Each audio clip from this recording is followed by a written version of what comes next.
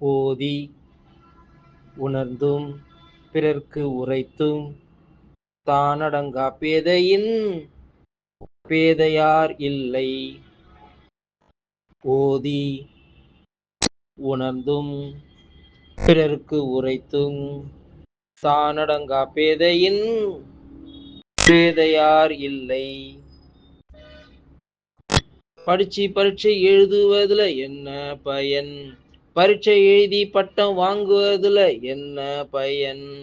பட்டம் வாங்கி ஃபாலோ பண்ணல என்ன பயன்? ஓதி உணர்ந்தும் பிறருக்கு உரைத்தும் தானடங்கா பேதையின் பேதையார் இல்லை.